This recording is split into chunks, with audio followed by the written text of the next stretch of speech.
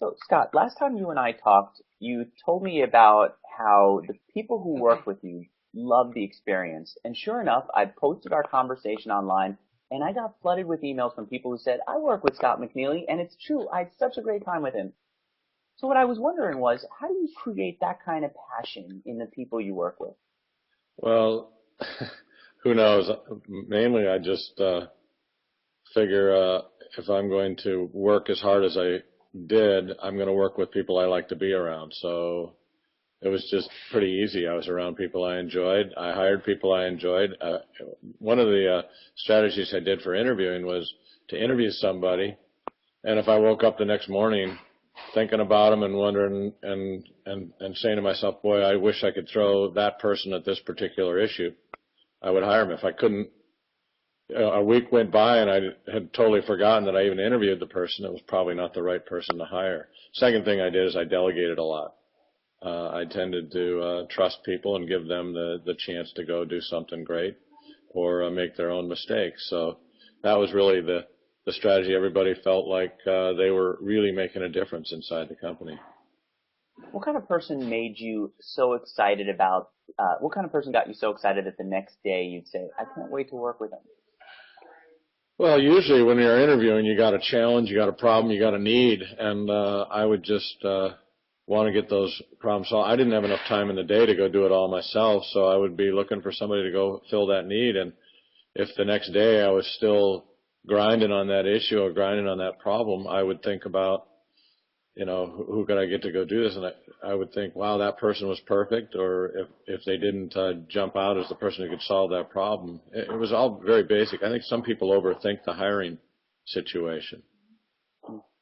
Okay, and in preparation for this interview, I watched an old YouTube video where I guess it was students who were asking you, what don't you like about your job? And you said it was staff meetings. What is it about staff meetings that you didn't like? Well, usually somebody would come in with a 400-slide presentation, and they'd want to go through it slide by slide by slide.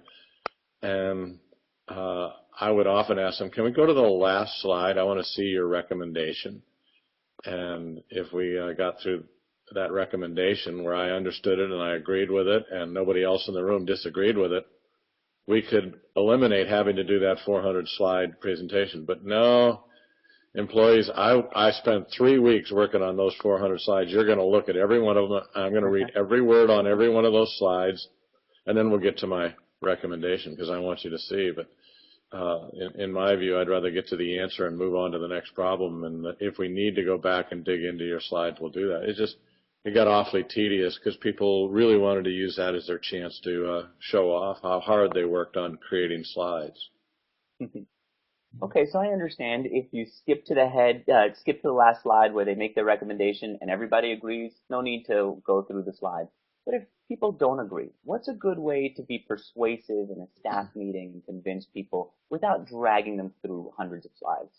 Well, I always had a few phrases that I managed by agree and commit, disagree and commit, or get the heck out of the way. Secondly, I always said we're going to be participative but not consensus. So my job as boss was always to decide who gets to decide.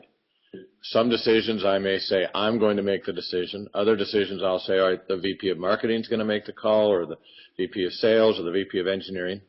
And then I'll ask them to run a decision process. And the decision process must have a clear date on when you're going to make a decision.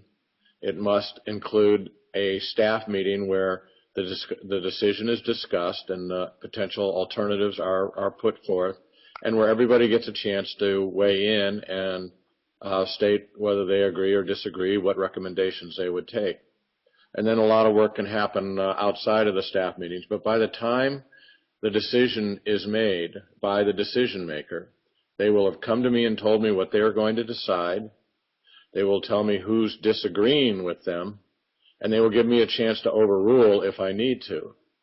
But when the decision is announced at the next staff meeting, it should be nobody in the room should be surprised. Everybody should know and understand, and then we just all agree and commit, disagree and commit, and move on. And that kind of process keeps everybody informed. And then the decision maker then has to go implement that decision and drive the process for review and inspection to make sure that we implement and manage that decision well. Okay.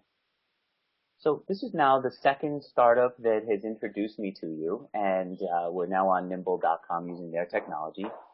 It looks like you've gotten, since you've left Sun, to meet lots of entrepreneurs and see lots of startups. What's standing out for you in the entrepreneurs that you're drawn to? What is it about them? I'm not drawn to them. They're drawn to me. They all come to see me. I'm still working for free and helping out whoever can help me. I'm more than busy these days, with, I don't know, probably 25 or 30 different companies that I'm in various stages of free consulting with. Plus, I'm a commissioner of, I'm wearing my Flogton jacket here. That's Not Golf Backwards, which is a new effort, the Alternative Golf Association, but you can go to flogton.com to see what we're all about there. I got a new stealth web startup that I'm a chairman of that will be launching this summer, so that's pretty exciting. And then obviously I'm working very hard on Curriki.org, my nonprofit site for sharing, finding, and creating open source resources for parents, teachers, and students in the K through 12 education arena. So all of those things are keeping me more than busy. The entrepreneurs that come see me really have to get in line. So is it just about who got in line at what point, or do you look at some entrepreneurs and say, that guy's got something that's worth connecting with and helping out? Anybody who's working hard, trying hard, I try and make their ideas better. I try and help them out. It's just kind of what we do. It's all fun. It's like going to business school. Each business school case is got some disasters, some surefire winners, and lots in between. So I don't mind working on any of them, just trying to make them all better. It's all fun. How do you make a company better? Well, mainly I just try and put in front of the CEO those issues that I see are the brick wall coming at them at 200 miles an hour that are sometimes very obvious. I always start with very simple questions. How much cash do you have? What's your burn rate? How much revenue are you bringing in? What's your pipeline? And we start from there. And then I ask them, how come you don't have any customers? And they'll say, well, I don't have the product finished. Well, that gets us down to that, well, who are you hiring to go do that? And do you have enough cash to go do that? Who are you? There's very, very simple questions that sometimes when you get lost in the weeds of your business, you're not asking the basic and simple questions. And I can provide that nice sounding board for a lot of people. And when you see that a brick wall is heading towards an entrepreneur and the entrepreneur doesn't see it, do you have to be persuasive, or do you try to persuade them and try to open their eyes to it? The beauty of not getting paid is I have zero sense of duty. All I can do is say, hey, the light's red. You shouldn't go across the intersection right now. And if they choose to go across it, I'm there, but I'm more on the corner watching. So, at this stage, I got enough to keep me busy. All I can do is offer the advice. If they like it and use it, good for them. If they don't, that's their call too. A lot of people gave me some wrong advice in my career. So, my advice is worth every penny they paid for it.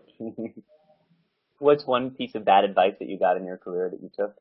Oh, I remember when I started Sun Microsystems, somebody told me, you're crazy. In fact, more than a few people said, don't even think about it. Are you nuts going up against IBM and Digital Equipment and Hewlett-Packard and all of those guys? No way. But I just went ahead and did it. Ignorance is bliss. You mentioned, I wrote down as you were talking earlier, some of them are surefire winners. You had a surefire winner. You've seen surefire winners. What makes a surefire winner? We didn't have a surefire winner. We were 4 27-year-olds at Sun Microsystems. I had 3 years of business experience, which was more than the other 3 founders combined. And there was no guarantee whatsoever that we were going to do well. But we had a lot of energy, a lot of passion, and a lot of luck, and a lot of smart engineering ideas that worked out very, very well. I started another company with Vinod Khosla at the time. He and I don't like to talk about it much, but we started it and lost all of our investors' money, and fortunately invested in Sun at the same time. So, you know, a 50% hit rate did very well by him. He made millions off of us while we batted 500. So that was okay. It's not guaranteed. A lot of it has to do with luck and being in the right place at the right time. A lot of it does, but it's not all luck. A lot of it is also personality. A lot of it is the ability to see certain things, as you said earlier, the pipeline, the wall heading towards you. What are some of those things? Well, there's one guy in the world who seems to always be lucky, and that is Steve Jobs. And you have to admire him. He's one of the few guys I can say, you know, if he were to go off and start something new right now, you could probably guess that it would be successful. I'm not so sure many of the other really great and successful startup folks could go off and do it again. Could I do it again? Not sure. Probably not going to try as a CEO anymore to go do that. But, you know, could Bill Gates do it again? Could Mark Zuckerberg do it again? Could Jerry Yang do it again? Whatever. I don't know. You know, we were all, I think, smart, hardworking, high-integrity folks trying to do something great, and we happened to hit the right alignment. I always thought the book Accidental Empires was a great title for the books about most startups, successful startups in the Valley and in the technology space. You're blowing my mind. What you're saying is we're basically all as entrepreneurs just taking shots. Some of us are going to make it, some of us won't. What separates one from the other isn't necessarily more brains, more insight. Sometimes it's just luck. It's kind of like invading a country and getting shot at as you're invading. Some people die, some people survive. It's not about who's the better warrior. That's not a bad analogy. I wouldn't use that one, but that's not. The beauty of economic warfare is that the byproduct is goods and services, salaries and taxes paid, payroll taxes paid.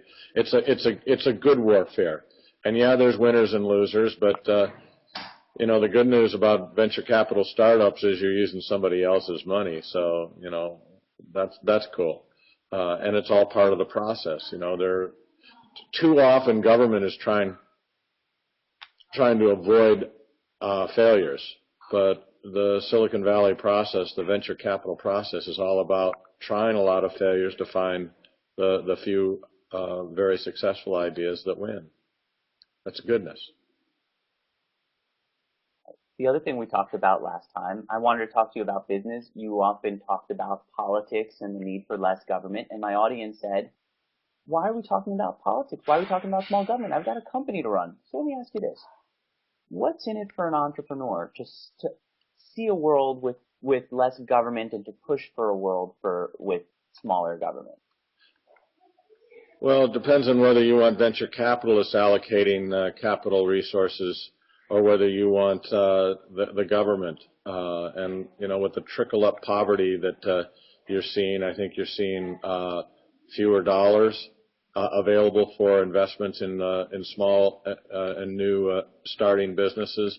You see a misallocation of resources that is just stunningly massive. Our governments at the federal, state, and local level are all very, very capable of misallocating resources in huge numbers and in fact, inflating in quite an aggressive way our economy and devaluing the value of the dollar. So all of those things I think are incredibly negative and the wrong things for our government to be doing. They shouldn't be allocating resources in that manner. They should be providing for the public good, not the private sector activities that they're getting into. Our government's way too big.